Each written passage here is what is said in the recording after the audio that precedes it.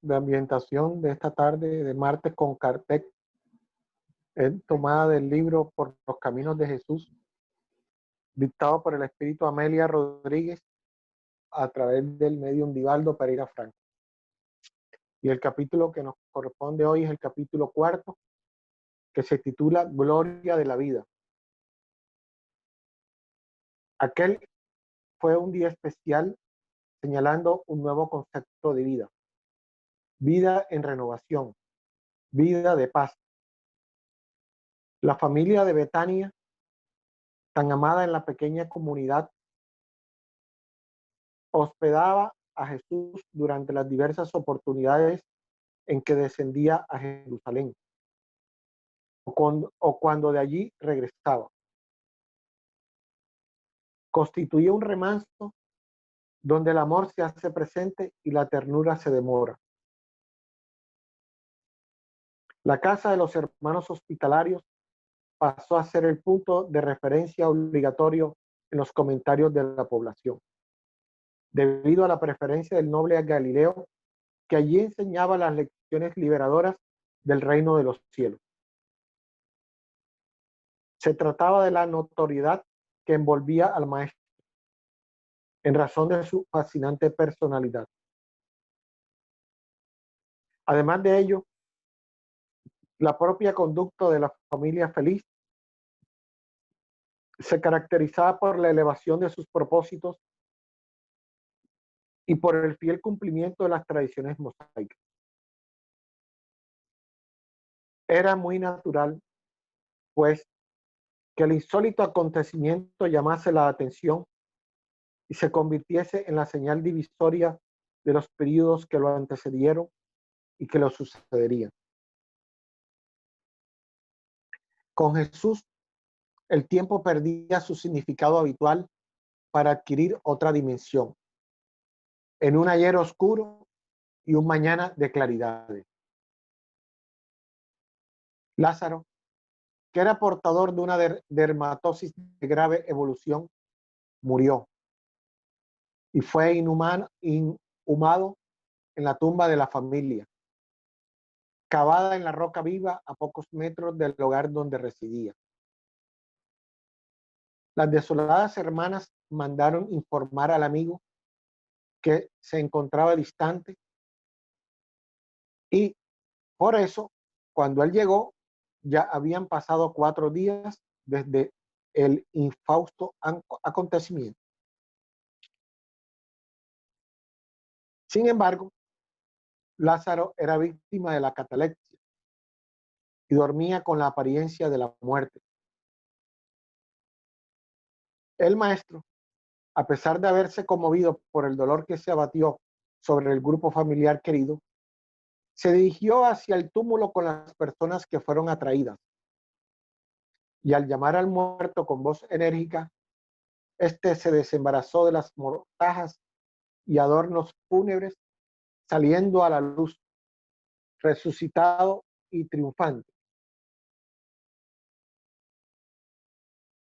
Las garras de la envidia se clavaron en las almas de los que habían llegado de Jerusalén y vieron el acontecimiento. Los hombres pigmeos siempre odiaron a los grandes hombres, los héroes, los sabios, los santos.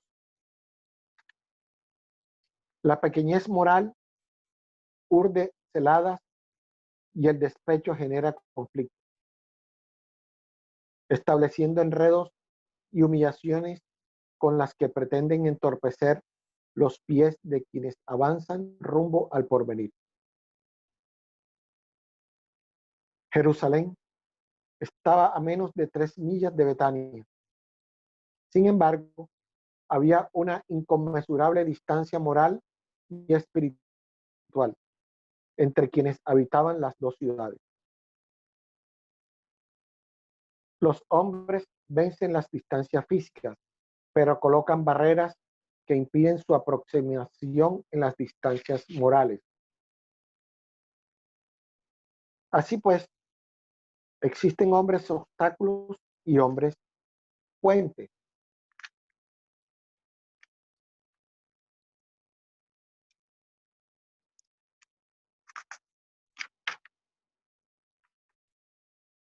y hombres puentes.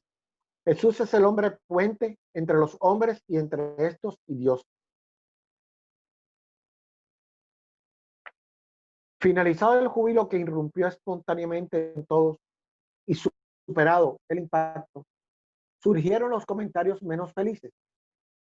Algunos de los que habían presenciado el hecho corrieron aduladores a narrarlo a los sacerdotes, permitiendo que se reuniese el consejo de los fariseos y se programase la muerte de Jesús y de Lázaro. Cuando no se puede competir y se es inferior al otro, se resuelve matarlo. La venganza de los infelices tiene la misma dimensión que ellos. Humillados por su pequeñez, persiguen y viven perseguidos por la insania en la que se ejercitan. La hora del justo aún no había llegado. El alma humana, siempre inquieta, elabora mecanismos de evasión, incluso inconscientes, para dejar la realidad y permanecer en la ignorancia generada por la ilusión. De este modo, es común que en la imposibilidad de comprender los sucesos oscuros que enfrenta y no deseando profundizar en sus delicados mecanismos, prefiera negarlos o buscar justificaciones imprudentes, gracias a las cuales los confunde con los mitos en los que se apoya o con los que supersticiones cotidianas que incorpora para evitar responsabilidades. Eso fue lo que sucedió. La maledicencia popular, instigada por la competencia inescrupulosa de los sacerdotes ociosos, consideró que la resurrección de Lázaro se había logrado gracias a una intervención demoníaca, ya que estaba escrito en la Torá que los muertos no podían volver a la vida. La pérfida e insistente injuria creció de modo tal, al principio disimulada y luego agresiva y pública, que llegó exagerada al conocimiento de los 3 hermanos, que quedaron asustados sin saber cómo interrumpir el curso de la maldad. Aquella noche, luego de la cena, un grupo de representantes de la sociedad local compareció ante Jesús para interrogarlo con jactancia y prosapia acerca del fenómeno, sin esconder al mismo tiempo la intención de devolver al liberado al reino de las sombras. El rabí lo recibió con su jovialidad habitual en la pérgola de rosas de la parte posterior de la residencia, bajo un cielo adornado con estrellas resplandecientes y entre lámparas de barro rojo, donde llamas temblorosas ardían en pábilos embebidos en aceite. Brisas suavemente perfumadas barrían la noche silenciosa, que parecía esperar su gran momento de esplendor. Los visitantes, visiblemente inquietos y nerviosos, tras ser recibidos amablemente por la familia, se dirigieron al maestro y lo interrogaron con aspereza. La violencia es arrogante, porque teme y se sabe malvada, en tanto que la calma resulta de la seguridad del deber cumplido y de la probidad de las propias acciones. Conforme no ignoras, indagaron, está prohibido traer de la sepultura a aquellos que yacen amortajados esperando el juicio final. Esta acción que has ejecutado y de la que somos testigos solamente sería posible mediante la intervención de Belcebú. ¿Qué dices a esto? El Señor observó la necedad manifiesta de los interlocutores y respondió con ternura: si Lázaro hubiese muerto, nadie podría haberlo hecho regresar. Sucede que Lázaro se encontraba dormido y yo solamente lo desperté, llamándolo para que saliera de la tumba. Es más, lo hice porque mi padre está conmigo y no Belcebú, puesto que el mal no hace el bien, ni la perversidad opera en favor de la alegría. Además, es muy fácil acusar cuando se desconoce, y muy difícil es decirle a un cataléptico que se despierte y ande, y conseguirlo con éxito. Su voz resonaba con la tranquilidad del autoconocimiento del poder personal. Los aturdidos acusadores, sin retroceder en sus propósitos inferiores, volvieron a preguntar con amargura: si Lázaro no estaba muerto, ¿por qué exhalaba el olor de la podredumbre? Paciente y compasivo, el Señor fijó en ellos su mirada transparente y explicó: las heridas cubiertas por vendas que no se cambian degeneran las carnes sin irrigación. Y no sería sorprendente que las exhalaciones pútridas fuesen registradas por cuanto se introdujeron en la cueva mortuoria. El maestro hizo una pausa y antes de que los invigilantes presumidos volviesen a la carga, prosiguió: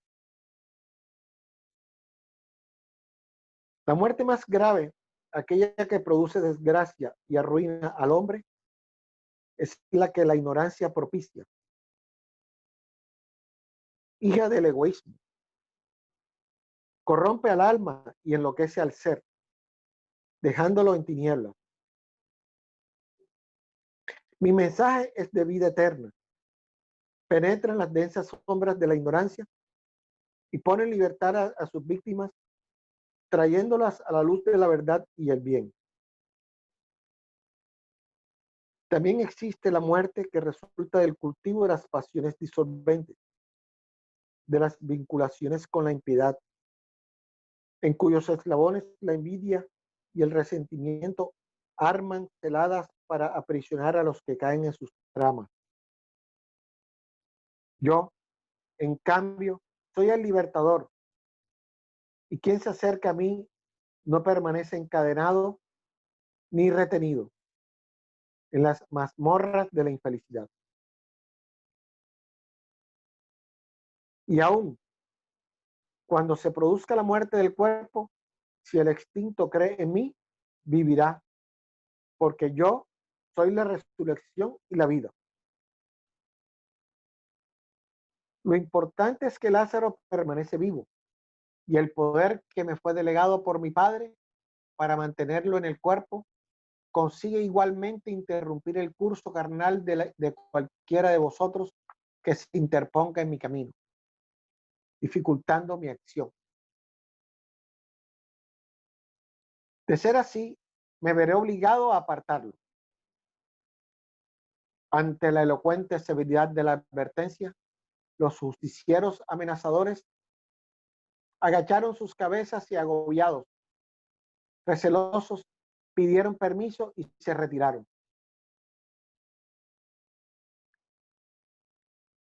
La resurrección y la vida son los puntos culminantes de la convivencia con Jesús.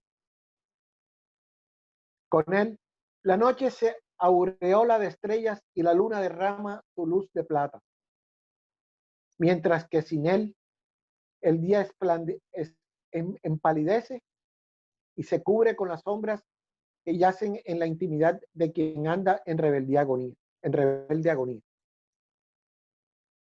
Al día siguiente, Jesús se alejó con los suyos hacia las tierras de Efraín, quedándose allá por algún tiempo, hasta que fuese necesario volver para no salir más.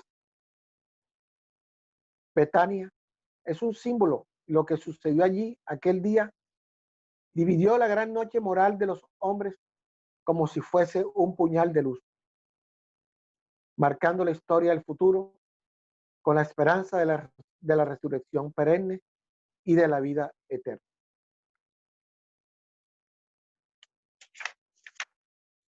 Bien, ahí termina entonces el capítulo de Gloria de la Vida. Sí, como todos los artículos o los capítulos de estos libros que ha escrito Amelia Rodríguez, esta investigadora espiritual de la vida de Jesús, en esa serie que ha hecho con Divaldo Pereira, pues este capítulo nos da luces acerca de lo que pasó en el caso de Lázaro, ¿sí? Ella nos explica allí que el olor que provenía de la tumba era resultado de una dermatosis que ya sufría Lázaro y que al ser vendado su cuerpo durante este tiempo que estuvo allí encerrado, pues se vio exaltado, ¿sí? Ese olor, esa supuración de su piel, y fue lo que produjo ese olor al momento en que Jesús lo despierta, de lo que también ella nos dice que es una catalepsia. Una catalepsia que no es el único caso en la historia de la humanidad. Sabemos que muchas personas han adolecido de esta, podemos decir, esta enfermedad, que es como un cortocircuito en el sistema nervioso que no le permite al alma conectar con el cuerpo, y hay una apariencia de muerte, pero es solamente una apariencia.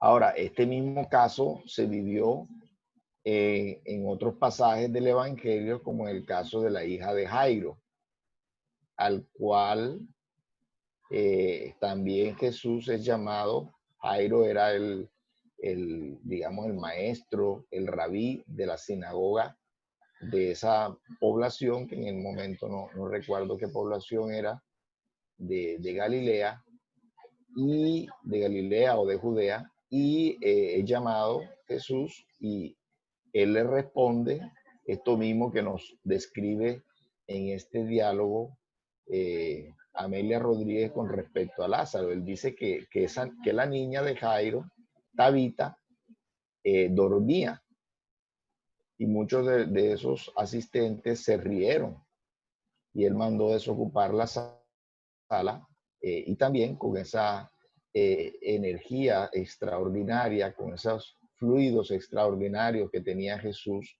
entonces él le devuelve la vitalidad a Tabita, a la hija de Jairo, y ella inmediatamente despierta. Esta frase de que ella duerme ha sido tomada por muchas religiones y ha sido interpretada de que el alma después de la muerte duerme, ¿sí? Entonces eso, lo cual es un grave o un craso error, ¿sí? Es un craso error, porque el alma después de la muerte del cuerpo físico está más activa que nunca, ¿sí? Entonces todos estos casos donde Jesús trae a la vida o le da vitalidad a un ser que aparentemente había muerto, que había perdido esa vitalidad, son casos de catalepsia, ¿sí? Es decir, realmente todavía esa alma no se había escapado, no había partido de ese cuerpo, todavía habían lazos que tenían esta situación, ¿verdad? Como que hemos llamado como un cortocircuito en ese sistema nervioso que no le permite a esas almas darle vitalidad al cuerpo.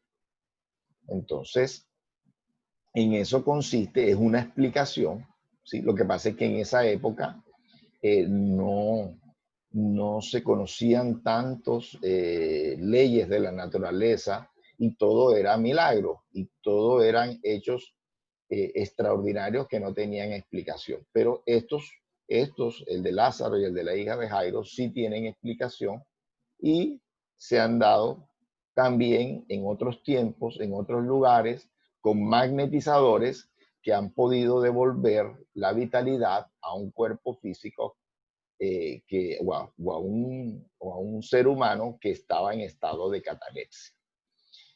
O ellos voluntariamente o con el tiempo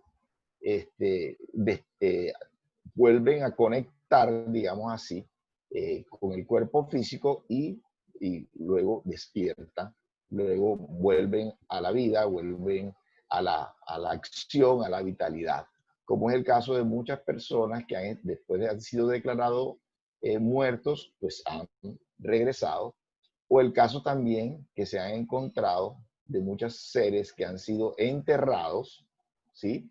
Y después al abrir nuevamente sus restos, se ha encontrado que el ser trató desesperadamente de moverse, incluso se han encontrado signos de desesperación, él tratando de abrir el cajón, ¿sí? Rasguños de las uñas, porque él no estaba totalmente, no había desencarnado, como decimos los espíritas, no había muerto, como dice la mayoría de las personas, sino que lo habían inhumado, lo habían metido en el féretro y lo habían enterrado, pues todavía con esta situación de la catalepsia. Entonces, esta frase, este término que utiliza Amelia Rodríguez también, hombres pigmeos, es decir, esos hombres que criticaban a Jesús no entendían su grandeza moral y querían achicarlo para hacerlo a su altura. Entonces, ella los llama hombres pigmeos. También me gusta este término que ella usa hombres obstáculos y hombres puentes. Hombres obstáculos son esas personas también que se atraviesan en el camino de los grandes hombres y intentan evitar el progreso, evitar la evolución, cortándole la vida y atacando a estos hombres que vienen a traer una enseñanza para la humanidad. Hombres obstáculos y la diferencia o el inverso es hombres puentes, como es Jesús. Me hace acordar a la frase que lanzó el Papa Francisco cuando recién proponía el actual presidente Trump, proponía un muro para dividir aún más, separar aún más México de los Estados Unidos. Entonces decía el Papa Francisco que se necesitan puentes, no se necesitan muros. Entonces es lo que nos dice acá Amelia Rodríguez sobre Jesús, que era un hombre puente, un hombre que trataba de unir a todos los seres humanos, ¿verdad? Incluso fue en contra de muchos prejuicios de raza de su época, de su pueblo, que no aceptaban a los extranjeros, que no querían la convivencia con los extranjeros. Jesús, de todo eso, dio un ejemplo de unión, de puente, de solidaridad. Él fue un hombre universal para todos los pueblos, aun cuando su doctrina sale de Palestina, sale de esa tierra de Asia, es una doctrina universal que hoy gran parte del mundo acoge en sus diferentes religiones, en sus diferentes sectas, y nosotros los espíritas, por supuesto, que también acogemos estas enseñanzas, ahora con unas aclaratorias como las que nos trae Amelia Rodríguez, por intermedio de la mediunidad de Divaldo Pereira Franco y muchos otros espíritus que Dios le ha dado la libertad, la oportunidad de otra vez comunicarse con los seres humanos para aclarar todas estas enseñanzas. No sé quién más quiera agregar algo sobre este bonito tema que nos ha traído este libro por los caminos de Jesús, de Amelia Rodríguez y de Baldo Pereira Franco.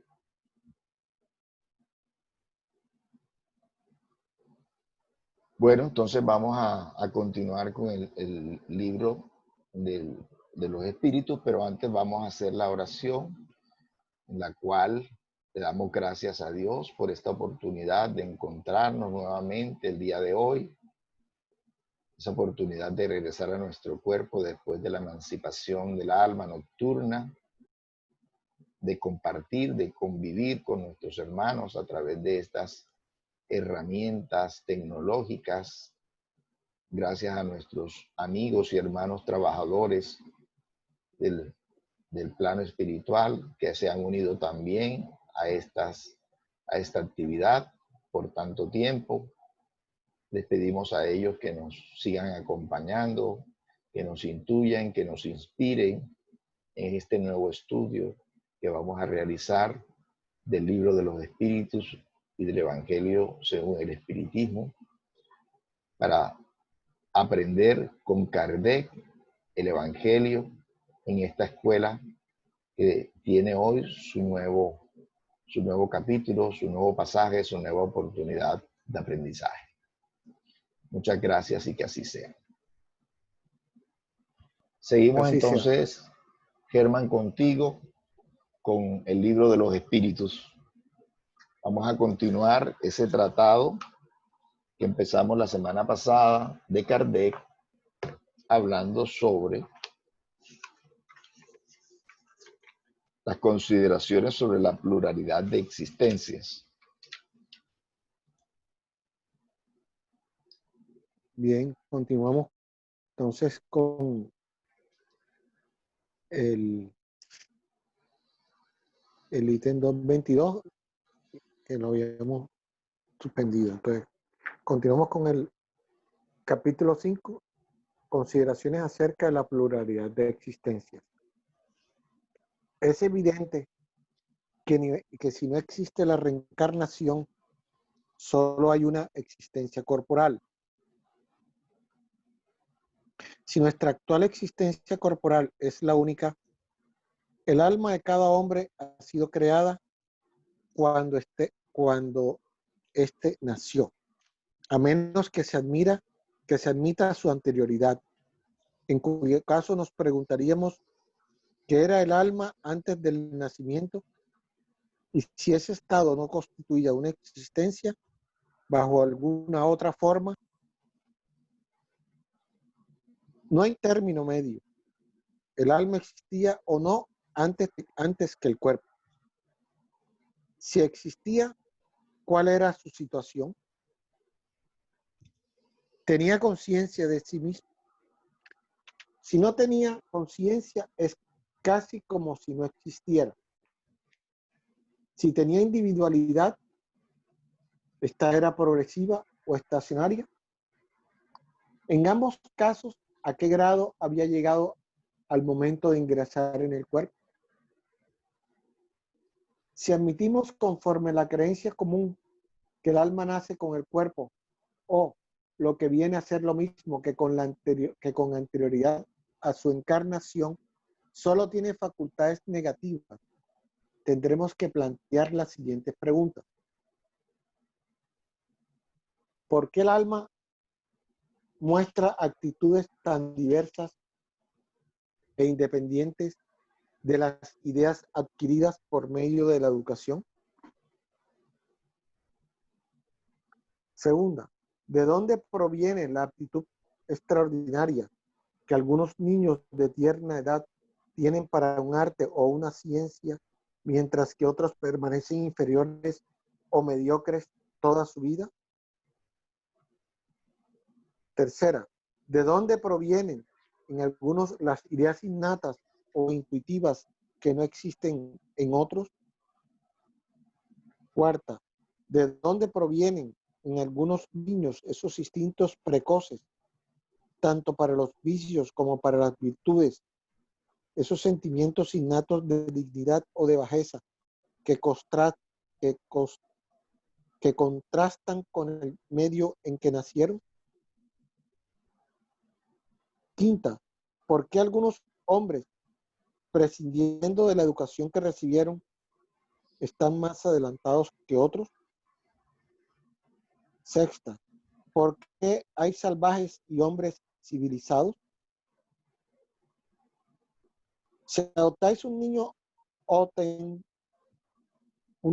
hotentote recién nacido y lo educáis en nuestros colegios más renombrados, haráis de él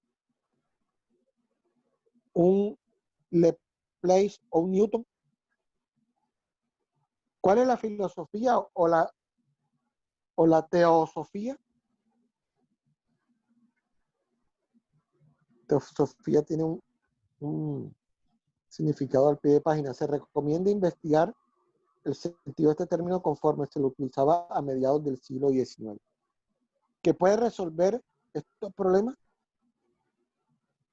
No cabe duda de que al nacer las almas son iguales o son desiguales.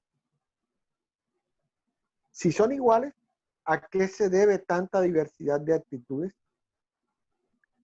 Se dirá que eso depende del organismo, pero en ese caso se trata de la más monstruosa e inmoral de las doctrinas, pues el hombre no sería sino una máquina, un juguete de la materia. No tendría la responsabilidad de sus actos y podría culpar por todo a sus imperfecciones físicas. En cambio, si las almas son desiguales, es porque Dios las creó así. Pero en ese caso, ¿por qué les concede a algunas de ellas esa superioridad innata? Dicha parcialidad está de acuerdo con la justicia de Dios y con el amor que profesa por igual a todas sus criaturas. Si admitimos, por el contrario, una sucesión de existencias anteriores progresivas, todo queda explicado. Los hombres traen al nacer la intuición de lo que han aprendido antes. Se encuentran más o menos adelantados conforme al número de existencias que han tenido y según la distancia que los separa del punto de partida. Así como en una reunión de individuos de distintas edades, cada uno tiene un desarrollo proporcional a la cantidad de años que ha vivido. Las existencias sucesivas serán para la vida del alma lo que los años son para la vida del cuerpo. Reuniendo un día a 1000 individuos entre 1 año y 80 años de edad, suponed a continuación que se arrojó un velo sobre los días anteriores y que en vuestra ignorancia creéis que todos nacieron en el mismo momento.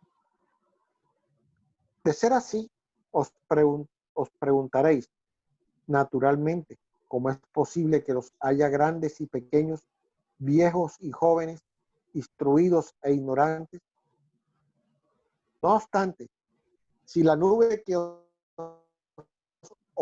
ocultaba el pasado se disipara, descubriríais que vivieron espacios de tiempo diferentes y entonces todo quedaría explicado. No es posible que Dios, en su justicia, haya creado algunas almas más perfectas que otras. Consigue pluralidad de existencias, las desigualdades que vemos en nada contrarían la más rigurosa equidad.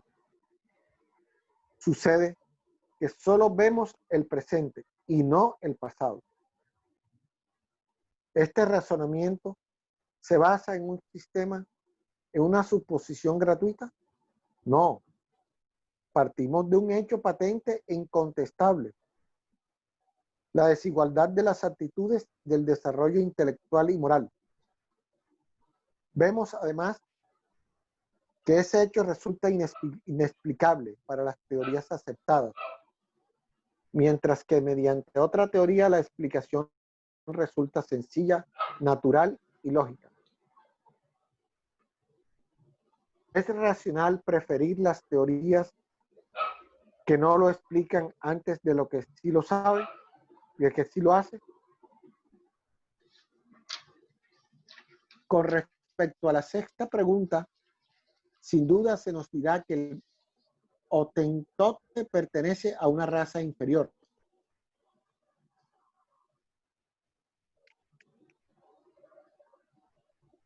Entonces nosotros preguntaremos si el Hotentote es o no un hombre. Si es un hombre, ¿por qué Dios lo ha desheredado a él y a su raza de los privilegios que otorga a la raza caucásica? Si no lo es porque se intenta convertirlo en un cristiano. La doctrina espírita es más amplia que todo eso. Para ella no hay muchas especies de hombres. Solo existen hombres cuyos espíritus están más o menos atrasados, pero que son capaces de progresar.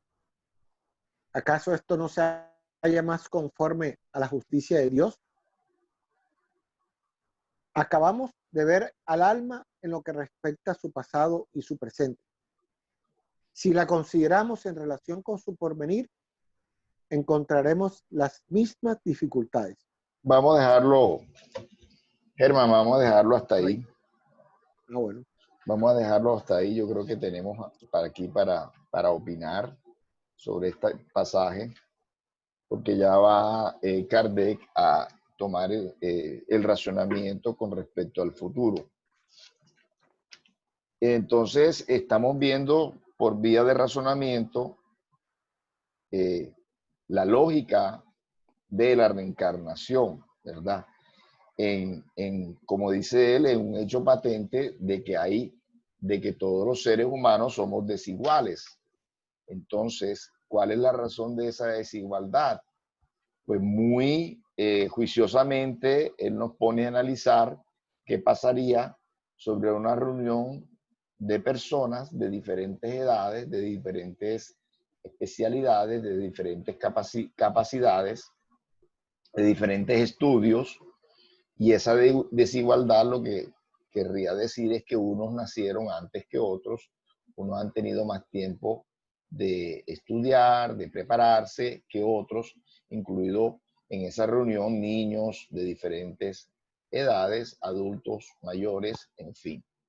Y que eso mismo podemos pensar qué pasa con las personas o los espíritus de acuerdo a sus variadas experiencias en tiempos anteriores, en existencias anteriores.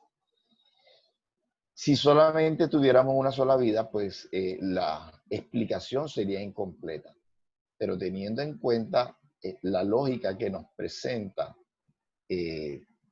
para solamente hablar de la lógica, la doctrina de la reencarnación, somos diferentes porque hemos tenido puntos de partida diferentes, es decir, hemos salido de las manos del Creador en épocas diferentes, hemos avanzado cada uno a su ritmo, unos han aprovechado más el tiempo que otros, hemos nacido en este mismo planeta, otros han tenido otras habitaciones planetarias en diferentes tiempos y lugares. En fin, o sea, la desigualdad humana lo que nos muestra es que no es posible que todos tengamos el mismo punto de partida, ¿sí? Ni tampoco podríamos simple y llanamente decir que nuestra diferencia se da porque tenemos un cuerpo más apto que otros, porque ahí sí, entonces tendríamos o vamos a acusar a Dios, un Dios todo amor, un Dios todo justicia, de una teoría demasiado injusta, ¿verdad? Es decir, Dios tiene hijos preferidos y a uno les da un mejor cuerpo, una mejor que a otros. Entonces, lo que no es lógico con una conciencia de un Dios todo amor, toda sabiduría.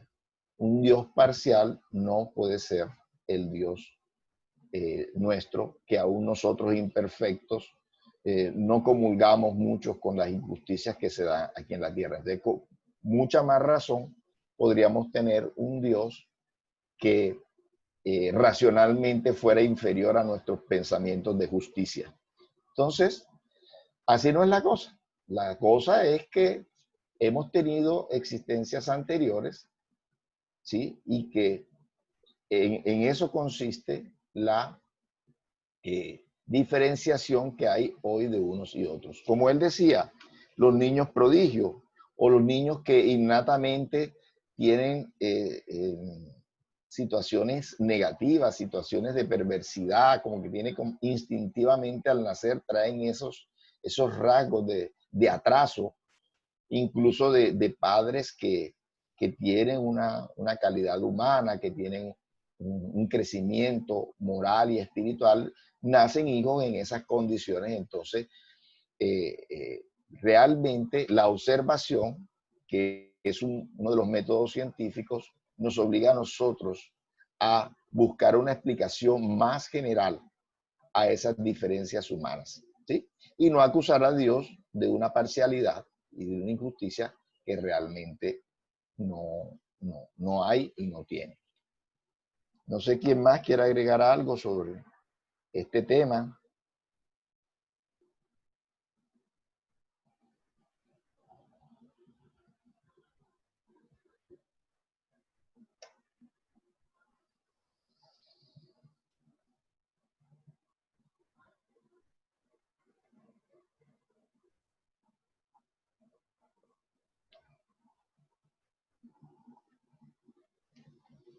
¿Alguien más quiere agregar algo sobre este tema de las desigualdades humanas y la explicación que nos da la reencarnación? ¿Sí? Sabemos que hay otras pruebas, ¿sí?, de la reencarnación, pero solamente para ponernos al nivel de lo que ha dicho nuestro maestro Kardec en este pasaje sobre, el análisis filosófico, pues, de las explicaciones que se dan a la reencarnación por esas desigualdades humanas. ¿Sí? ¿Quién quiere decir algo? Sí, hay una de las grandes verdades que nos dice Kardec es que partiendo de la educación, o sea, que por qué prescindiendo de la educación que recibieron están más adelantados que otros, por decir un ejemplo, o sea, como para demostrarnos una vez más la pluralidad de existencias, ¿no? También nos pone, por ejemplo, a los niños, porque hay unos niños precoces, porque hay unos niños más adelantados que otros. Entonces, una demostración más nos está dando explicaciones tan sencillas de la pluralidad de existencias, ¿verdad? Así es, así es. Y que en algunas razas, indudablemente, hay un primitivismo. Hay un primitivismo que ni siquiera si metiéramos a esas personas que son miembros de esas razas, él habla ahí de los hotentotes, si los metiéramos en las principales universidades, de todas formas no íbamos a lograr que se diera ese brinco académico, ese brinco en esos seres, porque realmente se nota que hay una precariedad en su inteligencia. Entonces, eso obedece, como decíamos, a los diferentes puntos de partida que tenemos los diferentes espíritus encarnados, aún solamente en esta misma tierra. Dime, Marta, ¿qué nos querías comentar? Yo quería... No, referente sí, al tema que hay muchas personas que pueden pensar que aquel ignorante, que no necesariamente tiene que ser un campesino. Mira que Divaldo pone el ejemplo de su mamá, que era analfabeta en la existencia cuando fue madre de él. Pero resulta que cuando desencarna, ella misma se le manifiesta a él y le dice que ya no es analfabeta, que había sido una señora en existencias anteriores muy ilustrada, muy estudiada, y que solamente había venido analfabeta en esa existencia como por reparar algunos errores que había cometido en existencias pasadas. Y entonces no podemos hacer juicio porque puede haber un analfabeta que en sus archivos puede tener mucho conocimiento y que solo están ahí ocultos porque su misión es otra, como cultivar la humildad, la sencillez y, y a veces son personas que dan muy buenos consejos y tienen mucha sabiduría y uno se pregunta, ¿y cómo sabe tanto? Ya, y Así es. que Dios no comete ninguna injusticia y gracias a esta doctrina que nos aclara todas esas dudas, porque por años y años cuando no teníamos este conocimiento éramos jueces y hay muchas personas, inclusive cuando no han interpretado bien la doctrina, que piensan que por estar en un estatus económico mejor es que ya están premiados, ya evolucionaron y ya se merecen eso. Resulta que tenemos también pruebas aplazadas y que en esta podemos tener un estatus muy bien y resulta que tenemos unas pruebas aplazadas porque todavía nuestro espíritu no está apto para resistir esas pruebas. Entonces, yo cuando he leído eso, este, me pego mi susto porque yo digo, imagínate tú, si uno piensa que en esta existencia ha tenido las pruebas más berracas, porque como somos temerosos y miedosos, entonces resulta que yo pienso, miércoles, tendré una prueba toda fuerte todavía y guardada.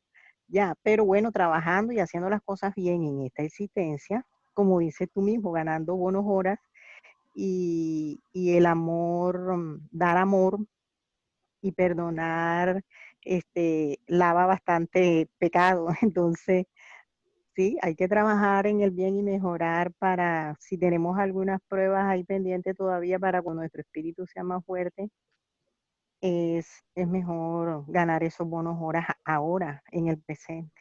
Ok, aun cuando ahí Kardec no habla de los pronto los iletrados o los ignorantes, sino él habla ahí es de las razas primitivas. Y él ponía el ejemplo de los hotentotes. Entonces, ya es, o sea, unos niveles de aprendizaje, unos niveles de pronto de inferioridad en ese tipo de razas o en esos espíritus que están encarnados en esas razas que no le da para dar un salto aún en la mejor universidad o en la mejor educación. Dinos, Erika. Bueno, no, quería hacer alusión a la parte contraria de ocultar de pronto los conocimientos que traes de unas existencias anteriores. A veces también vemos lo contrario. Los niños que desarrollan ciertas habilidades, eh, habilidades matemáticas, habilidades, algún talento. Entonces, de alguna manera, eso también refleja los archivos que se traen en el perispíritu. O sea, porque tienes tu facilidad, por ejemplo, para los idiomas, porque tienes facilidad para las matemáticas, o tienes apatía también. Entonces, Así es, todo eso está relacionado allí. así es. Muy bien. ¿Alguien más quiere agregar algo sobre esta temática? La verdad es que es la misma temática que hemos venido hablando en semanas anteriores, en los mismos martes.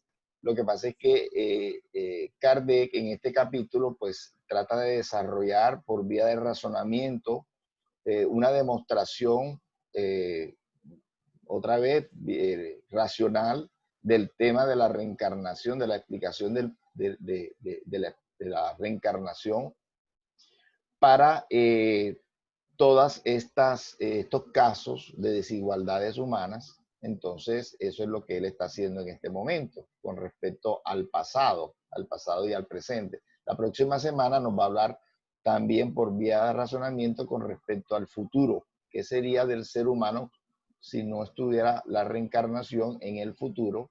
Entonces, eso lo vamos a ver el próximo martes también. Una Bien, una pregunta sí, aislada. Yo claro. soy como ignorante porque no sé quiénes son los Hotentotes, ni dónde están, ni dónde viven, ni quiénes son esos. Pues fíjate que yo tampoco he sido un gran investigador. Creo que es de una tribu africana. Sí, pero muy buena pregunta, y aquí hace falta de pronto un investigador, una persona curiosa que nos indague, que nos investigue, alguien que se tome ese trabajo para que nos lo El presente otro día leí la algo próxima semana. que ellos viven en los árboles, como los pájaros, que Como los hacen simios. casas en árboles altos y los árboles casi están dentro de fangos o rodeados así como de algo de la selva y completamente casi como unos animales y con las casas encima de unos árboles altísimos y se encaraman así como Como los simios. monos. Suben hasta Ok. allá para dormir y protegerse. Eso fue lo que vi, unas imágenes ahí que alguien publicó en las redes.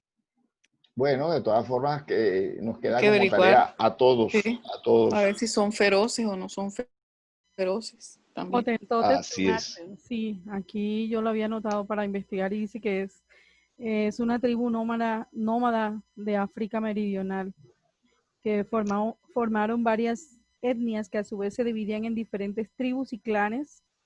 De hecho, no todos ellos hablaban la misma lengua. Los principales grupos a los que se aplicó este nombre son grupos Khoikhoi, que son septentrionales, los Nama y los Eni. Bueno, ya sabemos que es una... Una tribu, son tribus. Sí, Sí, son ya de tribus, pero entrada no que sean específicamente una. nómadas, Son exacto. nómadas. Ya de entrada que sean nómadas indica pues el primitivismo, No tiene ¿cierto? lugar. Porque Ajá. sabemos que un cambio evolutivo importante en el ser humano fue cuando se hizo ya sedentario, que fue cuando vino la agricultura, ¿sí?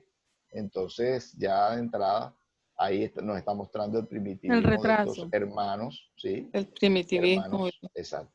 Ya sabemos que en Bueno, la escala de la evolución espiritual están los mundos primitivos, están los mundos de expiación y prueba, están los mundos de regeneración, están los mundos felices y están los mundos celestiales. celestiales. Entonces, pero también en un mundo de expiación y prueba pueden haber pasajes o lugares donde puedan encarnar incluso espíritus recién salidos de las manos del Creador.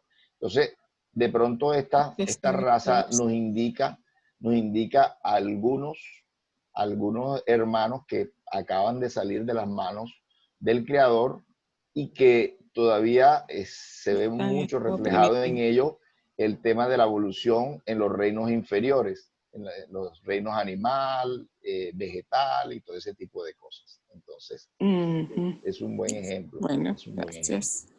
Por ahí pasamos todos los seres humanos, los espíritus. O en este planeta o en planetas inferiores pasamos por esas razas primitivas, por esos hombres primitivos, y fuimos adquiriendo todas estas experiencias que hoy no nos hacen pues seres primitivos, pero que todavía estamos todos con ese reto de seguir progresando, de seguir evolucionando. Muy bien, entonces vamos a hacer ya este último elevado de pensamiento para pedir una lectura en el libro El Evangelio según el Espiritismo, el libro que tiene en sus manos Erika. Vamos a pedir que el guía espiritual de Erika pueda envolver vibratoriamente sus manos, sus brazos, para que ella pueda elegir una lectura del Evangelio según el Espiritismo, más acorde a su necesidad y a la de todos nosotros, los que estamos reunidos aquí con ella y con nuestros hermanos que están en la erraticidad, que nos siguen acompañando, que siguen trabajando. Como decía en la lectura inicial, para contradecir lo que se dijo en la lectura inicial, que después de la muerte no dormimos, sino que al contrario, estamos más activos, trabajamos más que cuando estamos encarnados, porque el cuerpo carnal definitivamente nos crea una traba para poder realizar en libertad todas las tareas que tenemos que realizar como espíritus. Pero es un periodo valioso también porque en ella contribuimos con el progreso de todas las humanidades a través de nuestros trabajos, a través de nuestras tareas. Entonces, Señor, danos una lección más en estos momentos, que seamos capaces de entender tus enseñanzas e interpretarlas de la mejor manera. Que así sea. Así sea.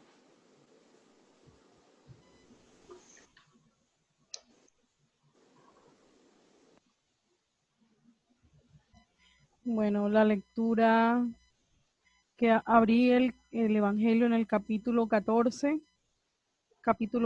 el ítem 9 que habla de las instrucciones de los espíritus, ítem 9, la ingratitud de los hijos y los lazos de familia.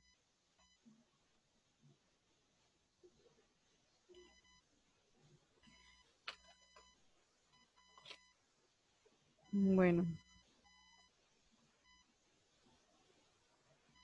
la única cita bíblica que veo es en el ítem 5, ¿quién es mi madre y quiénes son mis hermanos? Leo esa cita, Sí, por favor. porque de ahí adelante no hay.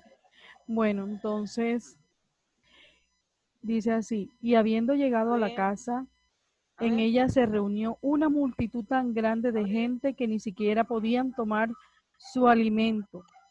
Sus parientes, habiendo sabido de eso, vinieron para apoderarse de él porque decían que había perdido el espíritu. Hay alguien por ahí hablando, Rodrigo, no sé si lo puedes silenciar. Entonces, viniendo su madre y sus hermanos, quedándose en la parte de afuera, mandaron a llamarle. El pueblo estaba sentado a su alrededor y le dijo, vuestra madre y vuestros hermanos están allá afuera llamándoos. Mas él respondió, ¿quién es mi madre y quiénes son mis hermanos? Y mirando a los que estaban alrededor de sí, he aquí, dijo, mi madre y mis hermanos, porque todo aquel que hace la voluntad de Dios, este es mi hermano, mi hermana y mi madre. Lo encontramos en San Marcos capítulo 3, versículos 20-21 y del 31 al 35. También en San Mateo capítulo 12, versículo 46 al 50. Entonces ahora me remito a la lectura. La ingratitud de los hijos y los lazos de familia. La ingratitud es uno de los frutos más inmediatos del egoísmo. Subleva siempre los corazones honrados. Pero la de los hijos con respecto a sus padres tiene un carácter más odioso aún. Especialmente es bajo este punto de vista que vamos a encararla para analizarle las causas y los efectos. Aquí, como por todas partes, el espiritismo viene aclarando uno de los problemas del corazón humano. Cuando el espíritu deja la tierra, lleva consigo las pasiones o las virtudes inherentes a su naturaleza, y en el espacio va perfeccionándose o quedándose estacionado hasta que quiera ver la luz. Algunos, pues, partieron llevándose consigo odios poderosos y deseos de venganza insatisfechos, pero algunos de aquellos más avanzados que los otros les es permitido entrever algo de la verdad. Reconocen los funestos efectos de sus pasiones y entonces toman buenas resoluciones. Comprende que para ir a Dios solo hay una santo y seña, caridad, pues no hay caridad sin olvido de los ultrajes y las injurias. No hay caridad con odios en el corazón y sin perdón. Entonces, por un esfuerzo inaudito, miran a los que detestaron en la tierra, pero a su vista se despierta su animosidad. Se rebelan a la idea de perdonar, aún más que a la de renunciarse a sí mismos, y sobre todo a la de amar a aquellos que tal vez destruyeron su fortuna, su honor y su familia. Sin embargo, el corazón de esos infelices está conmovido, titubean y vacilan agitados por estos sentimientos contrarios. Si la buena resolución vence, piden a Dios, imploran a los buenos espíritus que les den fuerzas en el momento más decisivo de la prueba. En fin, después de algunos años de meditación y de oraciones, el espíritu aprovecha una carne que se prepara en la familia de aquel que detestó y pide a los espíritus encargados de transmitir las órdenes supremas el ir a cumplir en la tierra los destinos de esa carne que acaba de formarse. ¿Cuál será pues su conducta en esta familia? Dependerá más o menos de la persistencia de sus buenas resoluciones. El contacto incesante de los seres que odió es una prueba terrible, bajo la cual sucumbe algunas veces, si su voluntad no es muy fuerte. Así, según triunfe la buena o mala resolución, será amigo o enemigo de aquellos entre los cuales está llamado a vivir. Así se explican esos odios, esas repulsiones instintivas que se notan en ciertos niños y que ningún acto anterior parece justificar nada en efecto. En esta existencia ha podido provocar esta antipatía. Para comprenderla es preciso echar una mirada al pasado. Oh espíritas, comprended hoy el gran papel de la humanidad. Comprended que cuando producís un cuerpo, el alma que se encarna en él viene del espacio para progresar. Sabed vuestros deberes y poned todo vuestro amor en aproximar esta alma a Dios. Esta es la misión que os está confiada y por la que recibiréis la recompensa si la cumplís fielmente. Vuestros cuidados, la educación que le daréis, ayudarán a su perfeccionamiento y a su bienestar futuro. Pensad que a cada padre y a cada madre Dios preguntará, ¿qué habéis hecho del niño confiado a vuestra guarda? Si permaneció atrasado por vuestra falta, vuestro castigo será el verle entre los espíritus que sufren, mientras dependía de vosotros haberlo hecho feliz. Entonces vosotros mismos, atormentados por los remordimientos, pediréis reparar vuestra falta, solicitaréis una nueva encarnación para vosotros y para él, en la cual lo rodearéis de cuidados más esclarecidos y él, lleno de reconocimiento, os rodeará con su amor. Dejo hasta ahí, Abel, porque es bien. No, Falta vamos un hasta el pedacito. final. Dice, Esa es la lectura de las lecturas más largas del Evangelio, pero vale la pena darle hoy toda esa. bueno, Sí. dice, no desechéis pues al niño que en la cuna rechaza a su madre, ni al que os paga con ingratitudes. No es la casualidad la que lo hizo así y os lo dio. Una intuición imperfecta del pasado se revela, y de esto podéis juzgar si uno o el otro ha odiado mucho o ha sido muy ofendido. Que uno u otro ha venido para perdonar o para expiar. Madres, abrazad pues al hijo que os causa tristeza y decíos. Dios atribuye a la maternidad enseñando a este niño que él está en la tierra para perfeccionarse, amar y bendecir.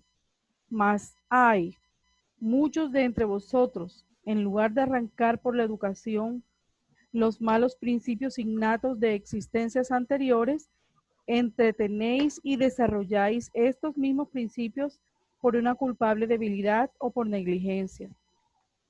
Y más tarde vuestro corazón ulcerado por la ingratitud de vuestros hijos será para vosotros desde esta vida el comienzo de vuestra expiación. La tarea no es tan difícil como podríais creerlo. No exige la ciencia del mundo. Lo mismo puede cumplirla el ignorante como el sabio. Y el espiritismo viene a facilitarla haciendo reconocer la causa de las imperfecciones del corazón humano. Desde la cuna, el niño manifiesta los instintos buenos o malos que trae de su existencia anterior. Es preciso aplicarse a estudiarlos. Todos los males tienen su principio en el egoísmo y en el orgullo.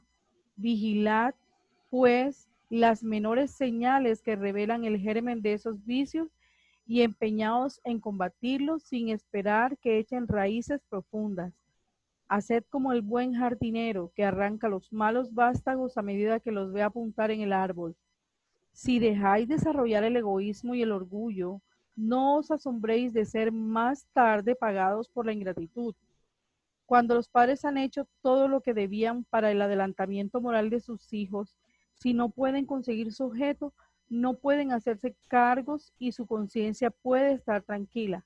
pero al pesar muy natural que experimentan por el mal éxito de sus esfuerzos, Dios reserva un grande, un inmenso consuelo por la certeza de que solo es un atraso y que les será permitido acabar en otra existencia la obra empezada en esta, y que un día el Hijo ingrato les recompensará con su amor.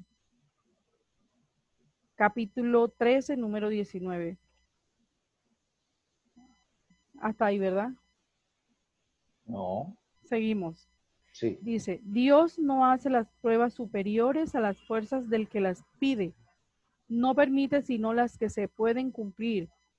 Si no se triunfa, no es la posibilidad que le falta, sino la voluntad. Porque ¿cuántos hay que en lugar de resistir a las malas tentaciones, se complacen en ellas? Para estos están reservados los llantos y los gemidos en sus existencias posteriores. Pero admirad la bondad de Dios, que nunca cierra la puerta al arrepentimiento. Llega un día en que el culpable se cansa de sufrir o en que su orgullo al fin se ha dominado, y entonces Dios abre sus brazos paternales al hijo pródigo que se echa a sus pies. Las grandes pruebas, entendedme bien, son casi siempre indicio de un fin de sufrimiento y de un perfeccionamiento del espíritu, cuando son aceptadas por amor a Dios. Este es un momento supremo y sobre todo, entonces es importante no fallar murmurando, si no se quiere perder el fruto y tener que empezar otra vez. En lugar de quejaros, dad gracias a Dios que os ofrece la ocasión de vencer para daros el premio de la victoria. Entonces, cuando al salir del torbellino del mundo terrestre entréis en el de los espíritus, seréis aclamados en él como el soldado que sale victorioso del combate. De todas las pruebas, las más penosas son las que afectan al corazón. Hay quien soporta con valor la miseria y las privaciones materiales y sucumbe bajo el peso de la tristeza doméstica, mortificado por la ingratitud de los suyos. Oh, esto es una aguda agonía. Pero ¿qué puede mejor en estas circunstancias revelar el valor moral que el conocimiento de la causa del mal y la certeza de que si hay extrema aflicción, no hay desesperaciones eternas, porque Dios no puede querer que su criatura sufra siempre? ¿Qué cosa hay más consoladora y que dé más valor que ese pensamiento de que depende solo de sí, de sus propios esfuerzos, abreviar el sufrimiento, destruyendo en sí las causas del mal? Pero para esto es preciso no detener la mirada en la tierra y no ver solo una existencia. Es preciso elevarse, dominar el infinito del pasado y del futuro. Entonces la gran justicia de Dios se revela a vuestras miradas, y esperáis con paciencia porque entendéis lo que os parecían monstruosidades en la tierra. Las heridas que recibís en ellas solo os parecen arañazos. Con este golpe de vista echado al conjunto, los lazos de familia aparecen bajo su verdadera luz. Estos no son ya los lazos frágiles de la materia que reúnen sus miembros, sino lazos duraderos del espíritu que se consolidan purificándose en lugar de romperse con la reencarnación. Los espíritus a quienes la semejanza de gustos, la identidad del progreso moral y el afecto conducen a reunirse, forman familias. Estos mismos espíritus en sus emigraciones terrestres se buscan para agruparse como lo hacen en el espacio. De aquí nacen las familias unidas y homogéneas, y si en sus peregrinaciones se separan momentáneamente, se volverán a encontrar más tarde felices con los nuevos progresos. Pero como no deben trabajar solo para sí, Dios permite que espíritus menos adelantados vengan a encarnarse entre ellos, para tomar consejos y buenos ejemplos en provecho de su adelantamiento. A veces causan perturbaciones, pero esta es la prueba, esta es la tarea. Acogedles, pues, como hermanos, venid en su ayuda, y más tarde, en el mundo de los espíritus, la familia se felicitará por haber salvado el naufragio a los que, a su vez, podrán salvar a otros. San Agustín, París, 1862. Ahora sí. Ahora sí.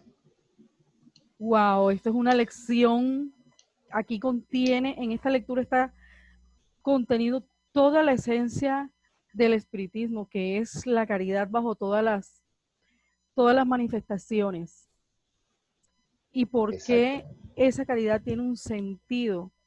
O sea, es el mayor, por decir, la bandera de un espírita y la verdadera tabla por decirlo así, de salvación o la verdadera medicina para nosotros tener digamos, de alguna manera, una felicidad en el mundo espiritual. Entonces, en esta lectura nos invitan a mirar más allá de lo que puede parecer aquí en la vida terrestre, puede parecernos una injusticia o porque este sufrimiento, cuando las personas empiezan a murmurar, ahí está el gran error, porque hasta aceptar las pruebas, sea del tamaño que sean, enfermedades, calamidades, aceptarlas con amor y aceptando la voluntad de Dios, estamos elevándonos eh, en este plano y de esa manera también nos elevamos un poco más en el plano espiritual. Y pienso Así yo que es. de alguna manera las pruebas no se vuelven o sea, como dicen vulgarmente, le escoge uno hasta el gusto. Hasta las pruebas le Así escoge es. uno el gusto. Si uno lo mira desde ese Sí. punto de vista, entonces. Sí, y además esta lectura complementa maravillosamente el estudio que hemos venido Sí, haciendo del libro de los espíritus, ¿sí? Principalmente la labor de los padres. Los martes anteriores habíamos estudiado que los padres solamente le brindan al hijo, al espíritu que reencarna, solamente le brindan el cuerpo. Pero San Agustín aquí nos ha dado una magistral lección de la tarea que les compete a los padres en cuanto a los valores, a la crianza, en la formación que este espíritu va a recibir con respecto a sus padres, ¿verdad? Todo lo que él puede ayudarle, todo lo que lo puede influir positivamente. Él decía, mirad los malos hábitos, los defectos y no dejéis crecer en ellos, ¿cierto? Y, eh, y también el tema de los lazos de familia, que también fue tratado en los capítulos anteriores eh, eh, por parte de Alan Kardec con las preguntas y las respuestas de los espíritus. Porque en una de las preguntas recuerdo que decía que si la reencarnación rompía los lazos de familia. Y los espíritus decían que no, que todo lo contrario, que extendían los lazos de familia porque realmente hay rompimiento de los lazos de familia cuando al morir tú crees que no te vas a volver a ver más nunca con ese ser querido. Si se fue para el infierno, si se fue para el cielo, no va a haber nuevamente un reencuentro. Eso sí es romper con los lazos de familia. Más la reencarnación nos dice, y todas las descripciones que los espíritus nos han dado en los diferentes libros, es que comúnmente volvemos a reencontrarnos tanto en el mundo espiritual como en unas nuevas existencias, volvemos a reencontrarnos con nuestros seres queridos, de pronto no en las mismas facetas, en los mismos roles, en los mismos papeles de nuestra última existencia, pero sí vamos a estar próximos. Y ahí sí, esa enseñanza que nos dice Jesús de lo que Dios ha unido no lo rompe absolutamente nada, ¿verdad? Ni la muerte, ni la distancia, sino que por medio de la reencarnación sabemos que todas esas personas que han sido nuestros seres queridos vamos a seguir ligados. Entonces, yo sabía que era una lectura extensa, pero es un verdadero tratado como, como todos los tratados que tiene San Agustín como espíritu, pues Agustín espíritu, que se comunicó y es uno de los espíritus de este consolador prometido, que es un ser colectivo, muchas inteligencias que pasaron por la tierra precisamente también con respecto al tema, ¿verdad? Verdaderos maestros que han tenido ya sus capacitaciones, sus aprendizajes, tanto en el planeta Tierra como en otros planetas, y vienen a dejarnos una estela de luz, una estela de enseñanza para que nosotros aprendamos de ellos. Entonces, no sé quién más quiera decir algo sobre este tema. Yo quiero decir A ver, algo. una preguntita. Buenas noches. Yo quiero decir Buenas algo. noches, Evelyn. Mira, lo que pasa es que hay una cuestión ahí que yo, pues no sé, me parece ahí como que, por ejemplo, cuando un padre lo da todo, ¿cierto?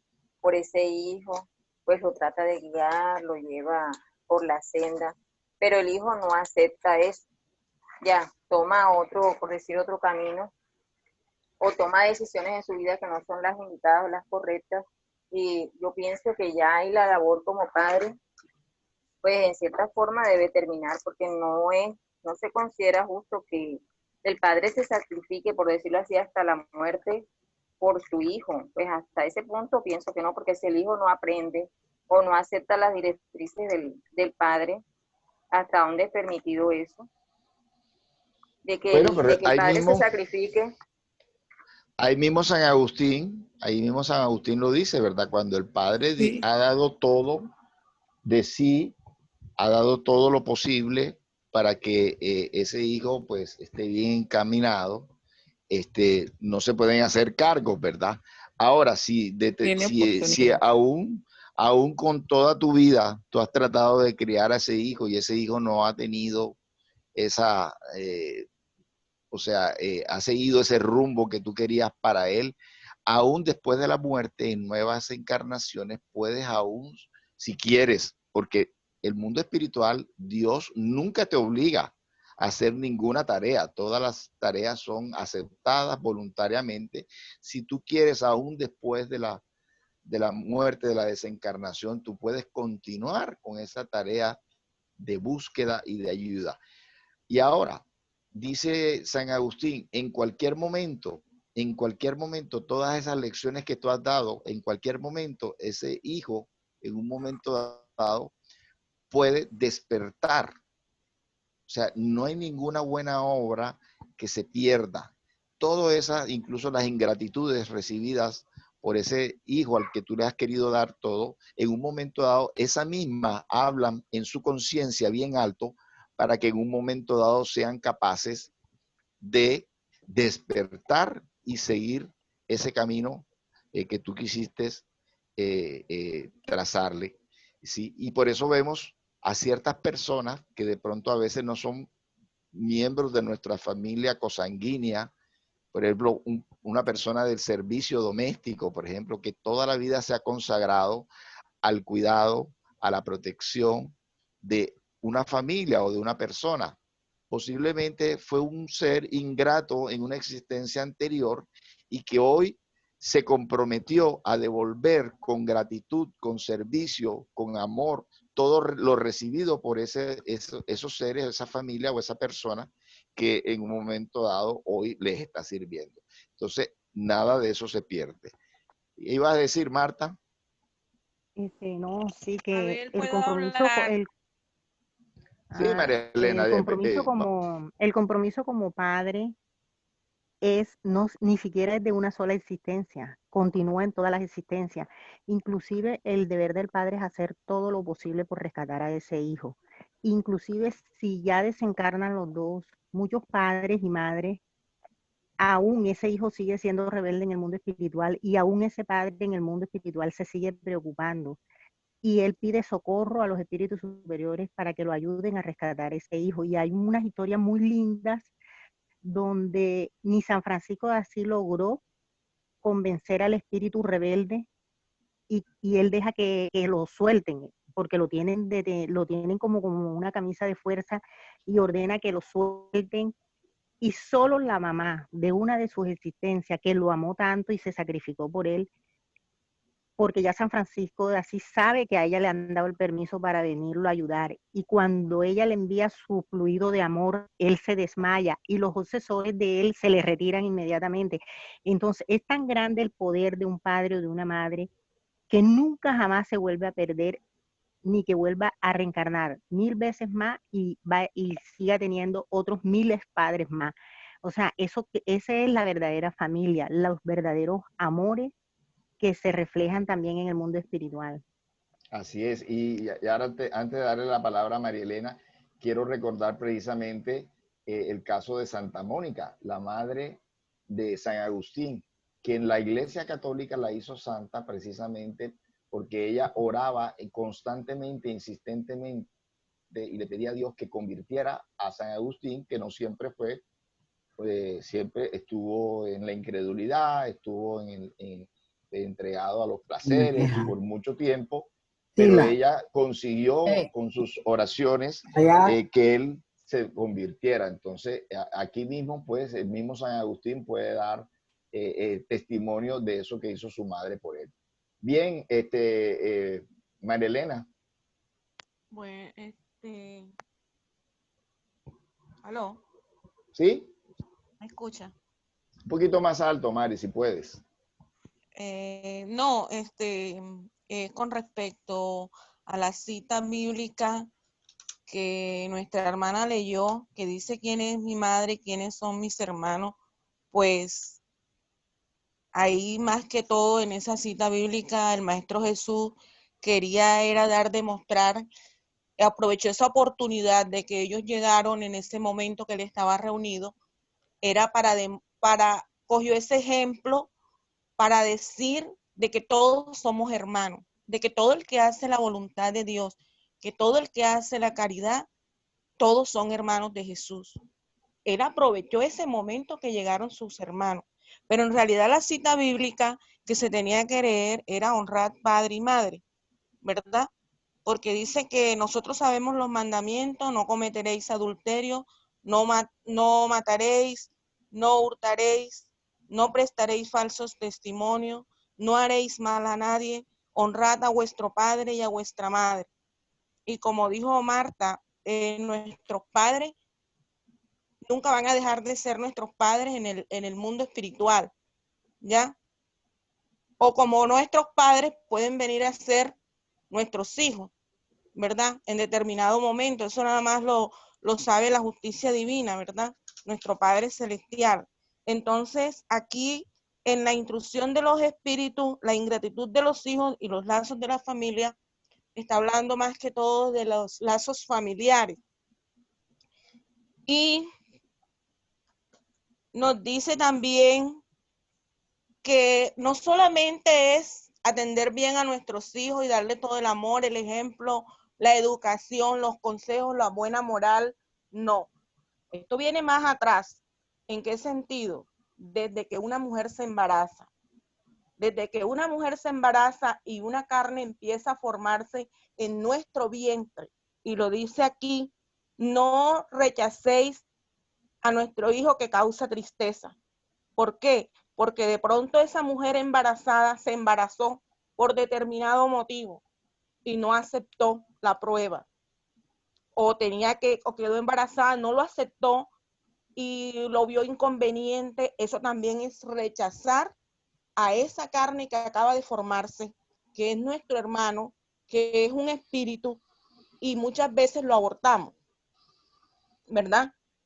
Entonces, ¿qué pasa? Que ese hermanito, cuando se aborta, está resentido y viene, si no está esclarecido, o viene a ser parte de esta familia para que nosotros lo eduquemos, lo formemos, le demos el amor y no lo cumplimos, sigue con ese resentimiento, entonces viene y se convierte en nuestro enemigo por no dejarlo venir a cumplir lo que él tenía que venir a cumplir aquí en el planeta Tierra, hacer su trabajo, porque todo el que viene a trabajar, ¿ya? Hacer su examen. Entonces, de ahí vienen muchos problemas, empiezan a atacarnos. Así es. Que nosotros no lo vemos, ya me deshice del problema, tranquilo. Pueden pasar 20 años, 50 años en mi encarnación, pero él va a regresar, él va a venir. Entonces nos hace la vida, nos quita los amores y muchas cosas más, nos enferma, nos causa tristeza. ¿Por qué? Porque lo hicimos infeliz, lo rechazamos desde ese vientre. Entonces hay que tener mucho cuidado con eso. mucho cuidado. Esto va más allá, no es solamente que uno se embarace y nazca el bebé y yo le voy a dar los cuidados y no. Eso viene atrás. Tengo que empezar. Si yo quedé embarazada, debo sacar ese niño adelante. Por eso es muy importante conocer y aconsejar a toda mujer embarazada que quiera abortar, o mejor, aconsejar a los muchachos que si no quieren tener hijos, que se cuiden. Así Pero es. si tenemos la oportunidad de aconsejar a una hermana, o sea, digo hermana en el sentido cualquier persona, o sea hombre también, porque los hombres también tienen responsabilidades, no es solamente la mujer, el hombre también, aconsejarlo de que esa muchacha no aborte, porque va a traer consecuencias más adelante. Así Ese es. era Muy bien, muchas gracias. mi Bueno, yo esclarecimiento. creo que ya podemos dejar de grabar, Erika, para entrar a la oración final. Entonces,